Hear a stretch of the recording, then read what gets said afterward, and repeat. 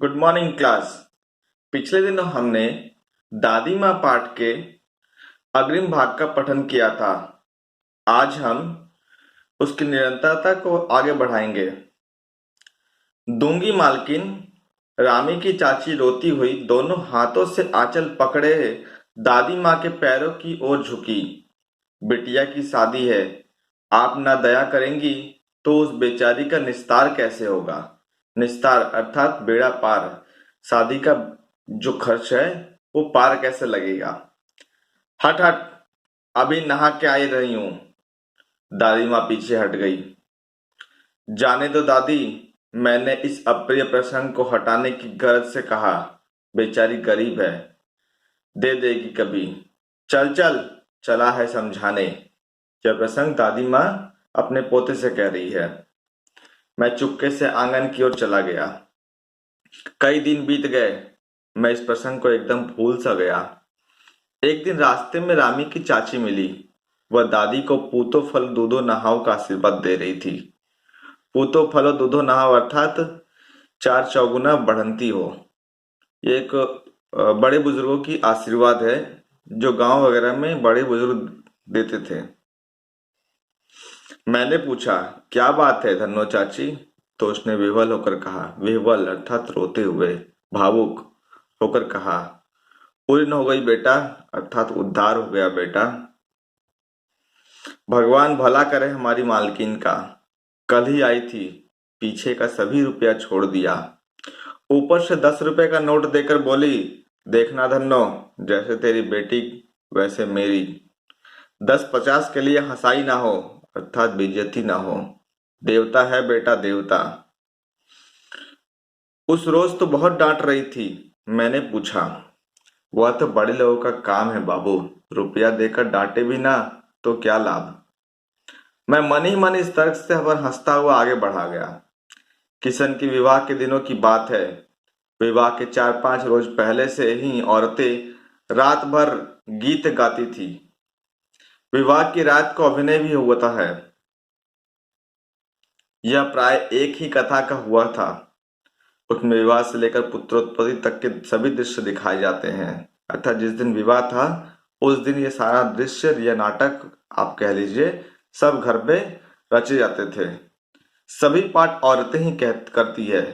मैं बीमार होने के कारण बारात में ना जा सका। मेरा भाई राघव दालान में सो रहा था। दालान अर्थात बाहर के बरामदे में सो रहा था। वह भी बारात जाने के बाद पहुंचा था। औरतों ने उस पर आपत्ति की। दादी माँ बिगड़ी। लड़के से क्या पर्दा, लड़के और ब्रह्मा का एक मन होता है। लड़के अर्थात बच्चे से क्या पर्दा, बच्चे और ब्रह्मा का एक सा मन होता है।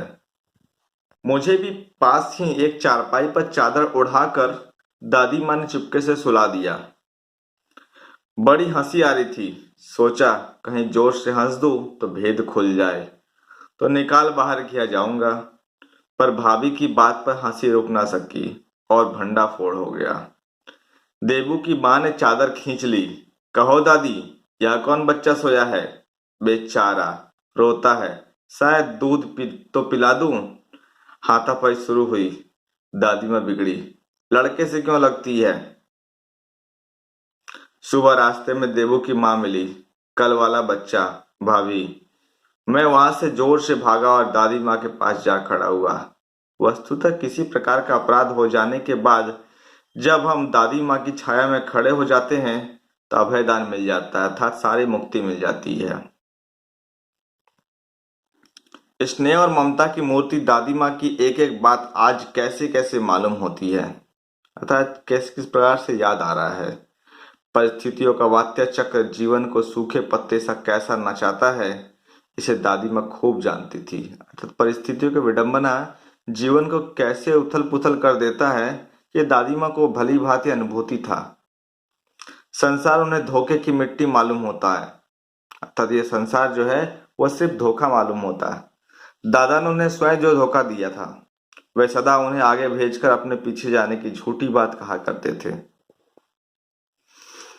दादा की मृत्यु के बाद कुकुरमुत्ते की तरह वो बढ़ने वाले, मुंह में राम राम बगल में छुरी वाले दोस्तों की शुभचिंता ने स्थिति और भी डामाडोल कर दी। कुकुरमुत्ते यह होता है जो दिखावे के लिए कुछ और, करने के लिए कुछ और। तो इस तरह के दादी के दोस्त भी वैसे ही थे, जो उनके नाम की शुभचिंता करते थे, परंतु सही मायने में उनका हमेशा नुकसान ही किया था, जो उनकी परिस्थिति को और भी बिगाड़ दिए थे, डामाडोल अर्थात बिगाड़ दिए थे। दादा के श्राद्ध में दादी माँ के मना करने पर भी पिताजी ने जो अतुल संपत्ति व्यय की, वह घर की ही तो थी नहीं थी। दादी माँ अक्सर उदास रहा करती। माघ के दिन थे, कड़ाके का जाड़ा पड़ रहा था, पछुआ का सन्नाटा और पाले की शीत हड्डियों में घुसी पड़ती थी। माघ एक हिंदी का महीना है जो ठंड के मौसम में आते हैं, और पछुआ जो ठंड ठंडी बहारें चलती है, ठंड के मौसम में ठंडी बहारें ठंडी हवाएं चलती है, उसी कहते हैं पछुआ। पछुआ का सन्नाटा और पाले की शीत जो हड्डियों में घुसी, इतनी ठंडी हवा चलती थी मानो शरीर को भेद करके हड्डियों में घुस जाती थी।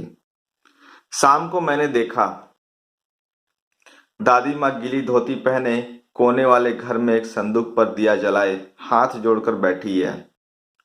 उनकी स्नेह कतार आंखों में मैंने आंसू कभी नहीं देखे थे। मैं बहुत देर तक मन मारे उनके पास बैठा रहा। उन्होंने आंखें खोली। दादी माँ, मैंने धीरे से कहा।